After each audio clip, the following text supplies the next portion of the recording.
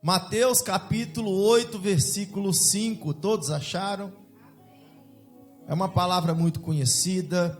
Está escrito o seguinte: tendo Jesus entrado em Cafarnaum, apresentou-lhe um centurião, implorando: Senhor, meu criado jaz em casa, de cama, paralítico, sofrendo horrivelmente. Jesus lhe disse: eu irei curá-lo. Mas o centurião respondeu: Senhor, não sou digno que entres em minha casa, mas apenas manda com uma palavra e o meu rapaz será curado. Pois também eu sou homem sujeito à autoridade, tenho soldados a minhas ordens, e digo a este vai, e o outro vem, e ele vem. E ao meu servo faze isso, ele o faz. Ouvindo isso, admirou-se Jesus e disse aos que seguiam: em verdade vos afirmo que nem mesmo em Israel achei fé como esta. Digo-vos que muitos virão do Oriente e do Ocidente e tomarão lugares à mesa com Abraão, Isaque e Jacó no reino dos céus. Ao passo que os filhos do reino serão lançados para fora, nas trevas, ali haverá choro e ranger de dentes. Então disse Jesus ao centurião: vai-te e seja feito conforme a tua fé. E naquela mesma hora o servo foi curado. Levanta a tua mão aqui para cá que eu quero abençoar vocês, vocês vão me abençoar também. Senhor Deus, eu abençoo a tua igreja, que essa palavra possa estar no nosso coração de forma poderosa, e eu tenho certeza que essa palavra, Senhor, já está gerando fé na vida de muita gente nessa hora. Muito obrigado, em nome de Jesus.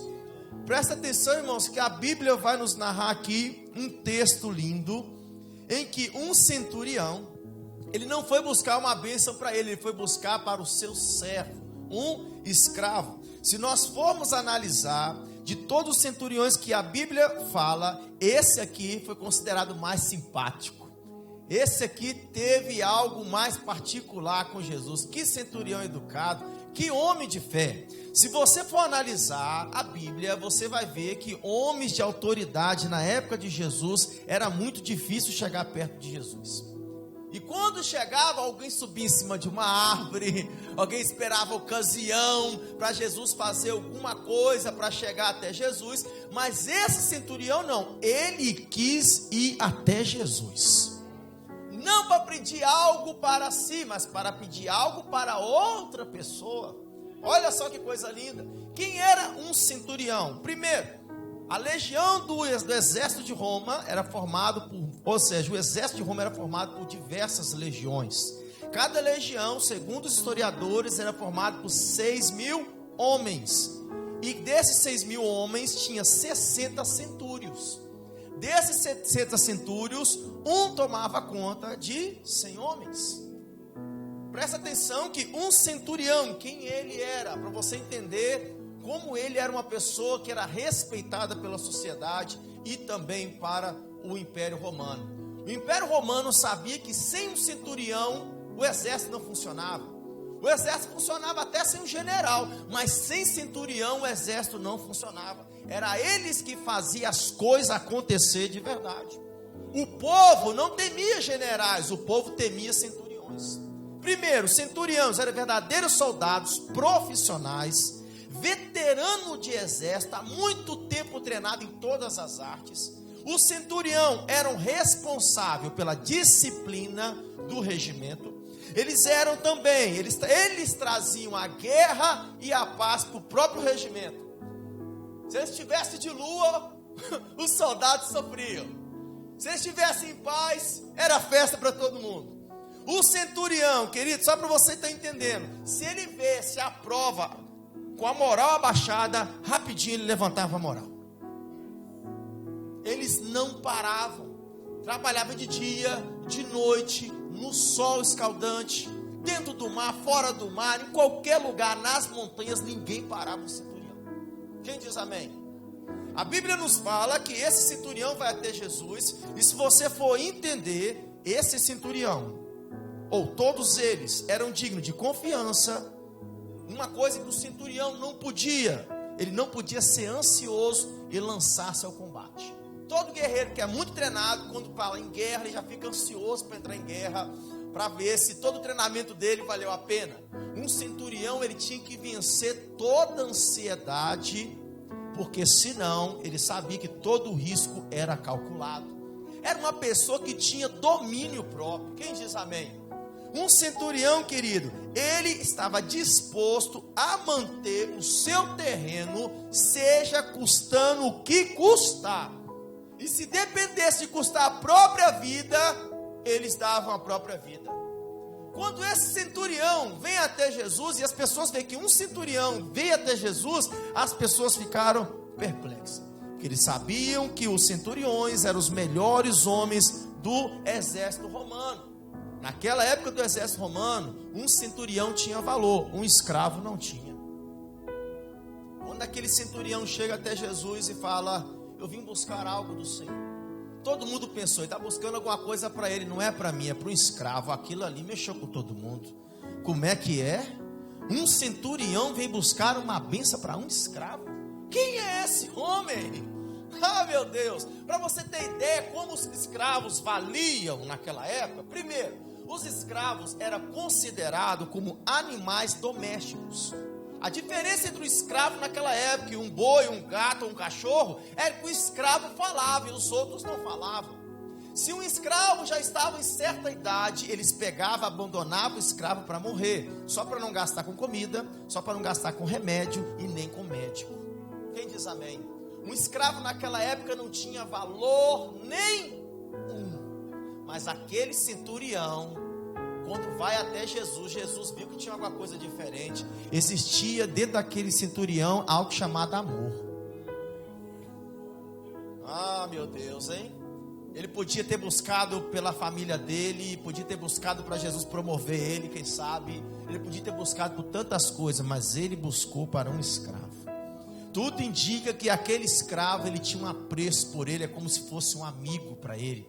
Quando Jesus viu que aquele centurião tinha amor dentro daquele coração, aquilo moveu Jesus, irmãos. Porque alguém de autoridade estava buscando por alguém que não tinha autoridade nenhuma. Alguém estava pagando um preço por alguém que não tinha mais preço nenhum para ser pago. Jesus viu aquilo e falou: agora pelo menos alguém está entendendo o que eu estou fazendo na terra. Aleluia! Não tem preço nenhum, mas alguém de autoridade veio pagar um preço sobre aquele que não tem preço nenhum. Então levanta a mão que eu e você, nós éramos perdidos, mas Jesus nos lavou, remiu, nos comprou com preço, meu Deus, com sacrifício na cruz, irmão. Toda semana a gente precisa lembrar que Jesus pagou um preço alto pela minha vida e pela sua, para você parar de desistir da vida. O preço foi muito alto. Presta atenção que 1 Pedro 4,8 está escrito: acima de tudo, porém, tende amor intenso um para com os outros, porque o amor cobre até a multidão de muitos pecados. Quer ser perdoado? Ame. Quer ser perdoado de verdade? Começa a praticar o amor genuíno. O que é o amor genuíno? É aquele que eu dou e não recebo nada em troca por isso. Porque se você, irmãos, tem alguns tipos de amor que a gente precisa falar isso aqui. Primeiro, tem aquele amor que eu faço para alguém, alguma coisa, mas eu sempre estou esperando alguma coisa em troca. Eu sempre estou esperando uma recompensa. Ou pelo menos um elogio, ou pelo menos um tapinha nas costas, ou pelo menos uma consideração. Geralmente o mundo funciona assim, na reciprocidade. Mas o amor que Deus está falando, o amor que Jesus está falando, o amor que esse centurião estava mostrando para o povo, era diferente. É um amor, aleluia, eu faço para alguém sem querer receber nada em troca com isso. Aleluia, é um estado elevado de ser. Eu não preciso receber nada do que eu estou dando, porque dentro de mim já está diferente, oh glória. Presta atenção que quando eu faço algo para o meu irmão, para o próximo de coração, sem querer receber nada em troca, o amor de Deus é manifestado em cima das minhas obras. O amor de Deus vai ser manifestado sobre você. As pessoas vão ver que o amor de Deus está sendo manifestado sobre você. todo dia nós precisamos bater nessa tecla. Mas pastor, eu sempre faço e na hora parece que para mim está tudo errado. Fica tranquilo, você tem um Deus rico. Você tem um Deus que te conhece e Ele cuida de você nos mínimos detalhes. Isso é que importa. Se o outro não cuida, fica tranquilo, Deus cuida. Você crê nisso? Então levanta a mão e glorifica a Deus. Presta atenção que em Mateus capítulo 8, versículo 8, mas o centurião respondeu: Senhor, não sou digno de que entres em minha casa, mas apenas manda com uma palavra e meu rapaz será curado. Pois também eu sou homem sujeito à autoridade, tenho soldados a minhas ordens, e digo a este vai, ele vai, o outro vem, e ele vem, e ao meu servo faz isso, e ele o faz. O que o centurião fez? Ele foi até Jesus. Jesus falou assim: eu vou lá curar. O centurião falou assim: não, Senhor, não vá. Eu vou te explicar por que o Senhor não deve ir. Eu não sou digno. Irmão, Jesus olhou aquilo ali. Um homem de muita autoridade, já passou por tudo na vida, todo mundo bajulava aquele homem, mas Jesus ainda se ofereceu, e ele falou: eu não sou digno. Sabe por que ele falou isso? Porque ele reconheceu a autoridade de Jesus como Filho de Deus. Aleluia! E tem um probleminha aí. Os discípulos nem reconheciam Jesus como Filho de Deus, mas um centurião que teve uma visão ampliada, querido. Você sabe o que amplia a sua visão? As experiências amargas da tua vida, um treinamento arrochoso na tua vida. Isso amplia a sua visão para você ver coisas reais e naturais e sobrenaturais nesse plano. Aleluia! Um homem experimentado na batalha já tinha vindo de tudo, que quando ele viu Jesus, ele reconheceu o sobrenatural sobre Jesus. Eu não sou digno, oh glória! Ele mostrou a pequenez dele, irmãos. Olha que coisa linda, mostrou humildade. Você quer receber algo de Deus? Mostra humildade diante do Senhor. Fala que você precisa, não porque você merece, mas porque Ele é misericordioso. Aleluia, presta atenção, aleluia. Aquele homem de autoridade reconheceu outro homem de autoridade. Apenas aqueles que se encontram sobre a autoridade têm o direito de exercer a autoridade. Vou repetir para você. Apenas aqueles que se encontram sobre a autoridade têm o direito de exercer a autoridade. Ele falou para Jesus: Jesus, não precisa ir, porque eu também sou homem de autoridade. Se eu pedir meu servo para ir, ele vai. Se eu pedir para ele vir, ele vem. Se eu pedir para ele fazer algo, ele faz. E o Senhor é um homem de autoridade. Se a minha palavra, que é pequena nessa terra, funciona, imagina a tua no sobrenatural. O que vai acontecer?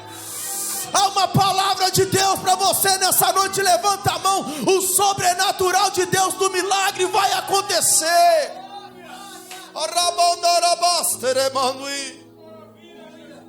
Você está sobre uma autoridade de Jesus nessa noite. Tem uma autoridade de Deus sobre a sua vida. Se você deixar Jesus ser a autoridade do seu coração, alguma coisa diferente vai acontecer. Se você deixar Jesus ser autoridade na tua casa, independente do que acontece, Ele é autoridade, Ele vai fazer algo lá para você. No seu trabalho você precisa invocar o nome de Deus e falar: Pai, eu tenho um patrão, eu tenho um líder, mas aqui eu invoco o teu nome. A partir de hoje o Senhor é autoridade sobre esse trabalho. Aleluia! Quem está entendendo diz amém. Quando você entende que a autoridade de Deus está sobre você, você foca na missão do céu e não nas coisas que o mundo começa a falar. Porque agora a autoridade, ela sempre te dá uma missão. E quando você foca na missão, eita glória, você sabe que você está sobre uma autoridade. E essa autoridade te protege. Quem diz amém? Mateus capítulo 8, versículo 6. Senhor, meu criado jaz em casa, de cama paralítico, sofrendo horrivelmente. E ainda ele fala: pois também eu sou homem sujeito à autoridade. Sabe o que aquele homem estava falando? Eu sou sujeito à tua autoridade, Jesus. Eu reconheço isso. Aleluia. Presta atenção, irmãos, que isso aqui é uma coisa linda. Quando a gente fala de autoridade, a gente precisa pontuar algumas coisinhas. A autoridade não é você mandar em ninguém. Não. A autoridade, e principalmente o que a Bíblia está mandando, ou melhor, falando sobre essa autoridade, é que a autoridade não é contra o outro. A autoridade não é oprimir o outro, é sempre em favor do outro. A autoridade que Deus me dá não é para me oprimir meu irmão, ou ir contra meu irmão. A autoridade que Deus te dá e me dá é sempre em favor do outro. Olha que coisa linda. Aquele centurião, ele usou o direito de autoridade dele. Oh, meu Deus, que coisa linda. Generosidade. A generosidade é o mais alto padrão de autoridade que você pode exercer nessa terra. Porque você vai em favor do outro, não contra o outro. Você não vai cobrar nada do outro. Você vai ser generoso. Você vai pedir milagre, não para você, mas para outra pessoa que talvez nem tem condição de clamar, nem tem lágrima para chorar mais. Mas você fala: Senhor, eu vim aqui buscar não para mim, mas vim buscar para Cicrano e para fulano. Assim como você veio buscar para muita gente na sua casa hoje, Deus já está indo lá por causa da sua oração. Aleluia, você crê nisso? Presta atenção que a autoridade de um homem está nas responsabilidades que ele assume. Uma pessoa que não assume responsabilidade, ele não tem autoridade.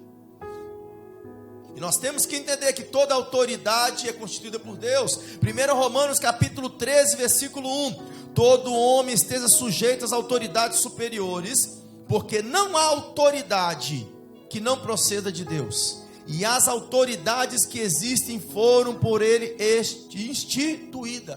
Toda autoridade foi instituída pelo Senhor, mas nem toda a liderança é colocada por Deus.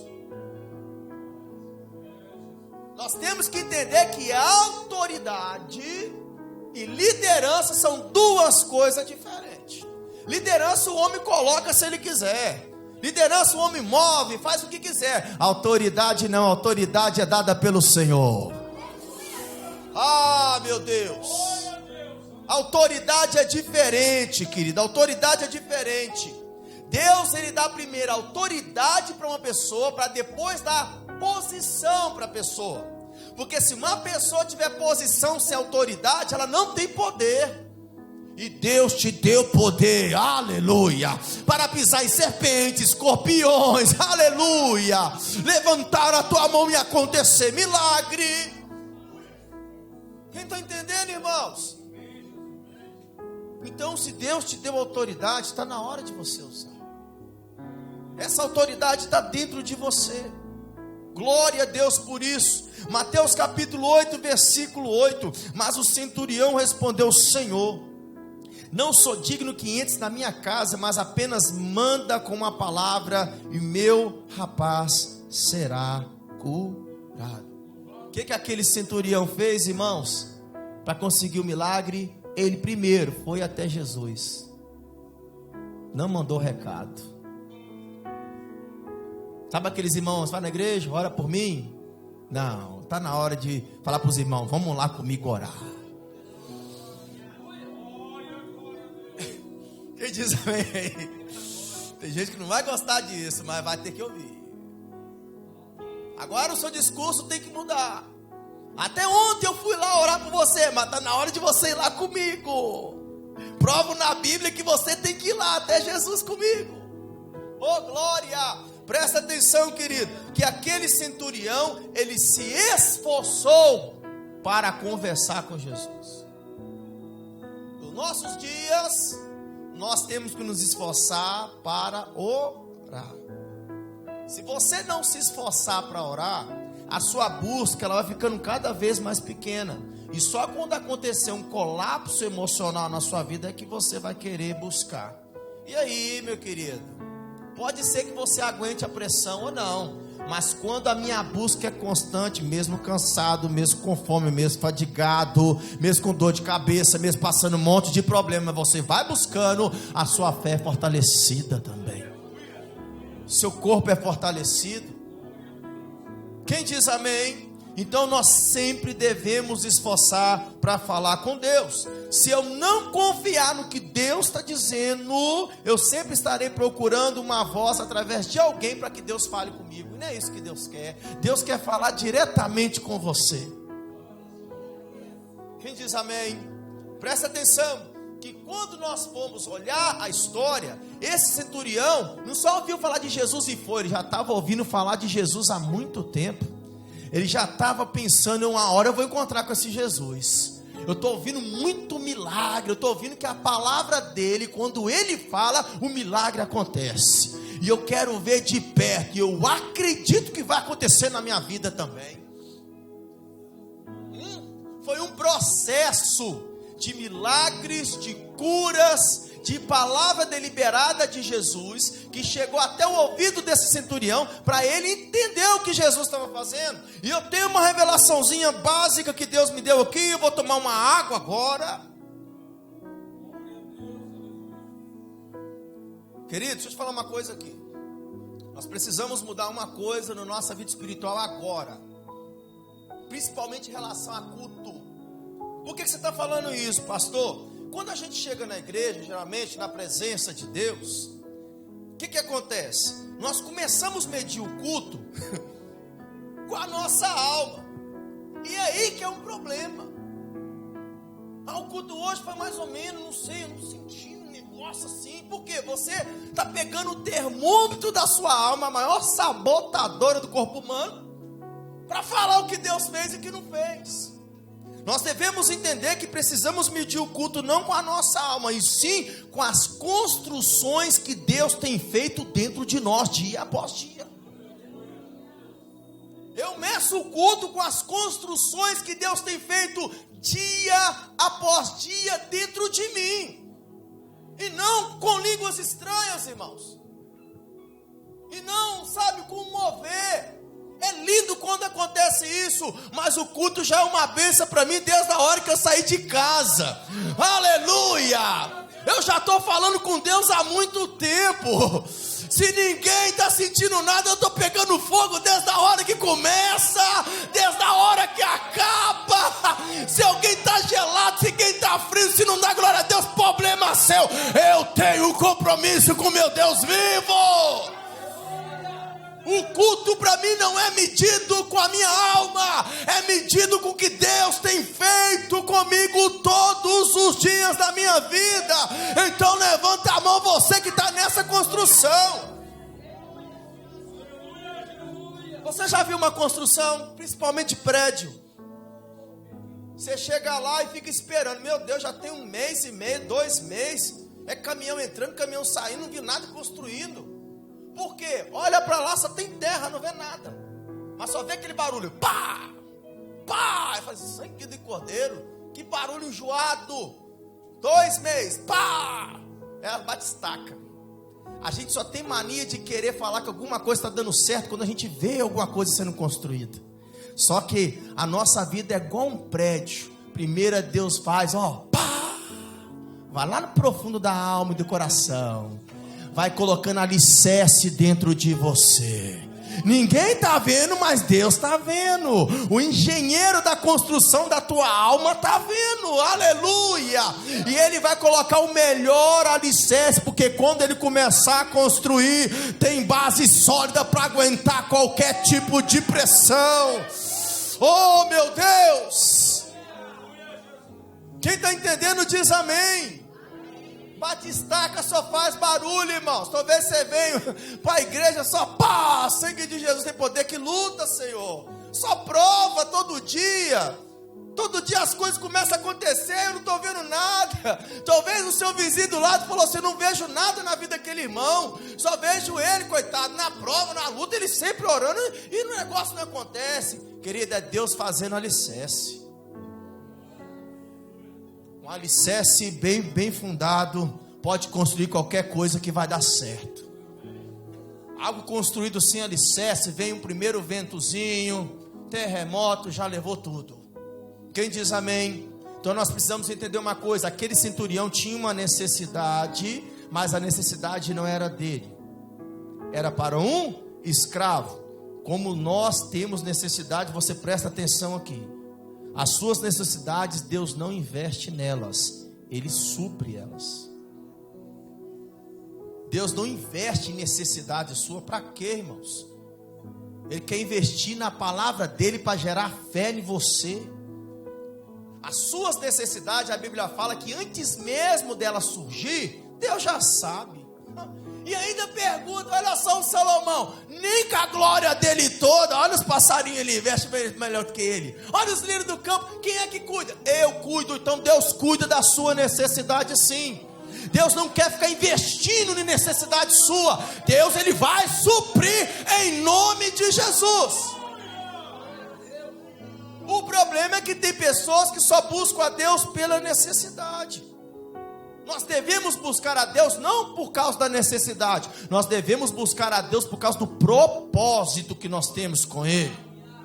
E porque eu tenho um propósito com Deus, cadê os que têm um propósito? Levanta a mão. Por você ter um propósito com Deus, Deus vem suprindo a sua causa da necessidade.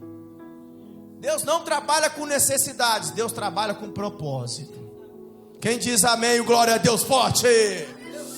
Ah, pastor, mas eu estou cheio de necessidade. Então entra no propósito que Deus supre a sua necessidade. Porque se você tiver uma necessidade sem propósito, meu querido, vai ficar comendo migalha no reino espiritual. E eu quero é as bênçãos maior em nome de Jesus. Presta atenção, querido. Mateus capítulo 8, 13, tem alguns minutinhos ainda. Então disse Jesus ao centurião: vai e seja feito conforme a tua fé. E naquela mesma hora o servo foi curado. Isso aqui eu preciso falar também, meu Deus. Oh Jesus, hoje é o dia, hein? Aquele centurião, tudo indica, se você for ver num primeiro olhar, é que ele foi buscar uma bênção para o servo dele. Mas na verdade, como ele era um homem de fé, e Jesus falou que nem todo Israel existia um homem como aquele, ele não buscou uma bênção para ele, ele entrou na bênção. Você buscar uma bênção de Deus e entrar na bênção é duas coisas diferentes. Quem diz amém? Bênção é uma coisa que você pega, não, é uma coisa que você entra. Porque quando você pega uma bênção, você só foi para aquele negócio. Quando você entra na bênção, você já é uma bênção. Seja tu uma bênção. Ah, meu Deus! Seja tu uma bênção. Não vai atrás de bênção. Quando você entra dentro da bênção, a bênção te persegue, irmão. Ah, meu Deus, é uma bênção atrás da outra, seja pequena, seja média, seja grande, elas vão te perseguir, elas vão ter que te alcançar, porque você está na frente delas no propósito. Olha só que fé. Você tem que às vezes olhar para trás e falar: se quiser acompanhar, corre aí. Você está falando para quem? Para as bênçãos que está vindo ali, coitada, tentando me alcançar. Mas está precisando de bênção? Não, meu querido, eu já sou uma bênção, amém? Você que está precisando de bênção aí, oh meu Deus. Os caçadores de bênção que estão precisando de bênção. Eu e você, nós somos uma bênção. Levanta a mão aí, você que está entendendo essa palavra. Meu Deus, que coisa linda. Para isso nós precisamos acreditar. E para encerrar, irmãos, olha o que Jesus falou, Mateus 8:10. Ouvindo isso, admirou-se Jesus e disse aos que seguiam: em verdade vos afirmo que nem mesmo em Israel achei fé como essa. O centurião não andava fisicamente com Jesus, mas tinha a palavra de Jesus em seu coração. Os discípulos andavam fisicamente com Jesus e não tinham essa palavra. Olha só que diferença. Nós devemos entender uma coisa aqui. É uma revelação de Deus para você guardar no seu coração hoje, para mudar a sua vida. Já que você não vem buscar a bênção, e você é uma bênção, e você entrou na bênção, você precisa entender um pouquinho de fé. E tem uma revelação de Deus aqui, que fé não é um acúmulo de coisas, e nem de realizações. Você não precisa mostrar nada material para falar que você tem fé, meu querido. Isso é uma consequência da sua fé, mas isso não pode ser a sua fé. A sua fé tem que ser Jesus totalmente, tem que ser o Espírito Santo na alta todo dia, tem que ser essa palavra ardendo no seu coração. Fé, querido, é a palavra realizada dentro de mim primeiro, não fora de mim. Fé é isso, ela vem pela palavra e não pelas coisas. Isso que é fé. A fé tem que vir pela essa palavra e não pelas coisas. Quando eu tenho fé, João capítulo 7,15: se as minhas palavras estiverem em vós, se vós estiverem em mim, pedi qualquer coisa e será feito. Deus está querendo homens e mulheres de fé aqui como centurião. Fica de pé em nome de Jesus, aleluia. A fé não deve ser para conseguir coisas. A fé deve ser usada para conseguir resposta de Deus para a sua vida. E hoje tem uma resposta de Deus para a sua vida. Ele veio para te abençoar por completo. Vai, porque o teu servo já está curado mediante a tua fé.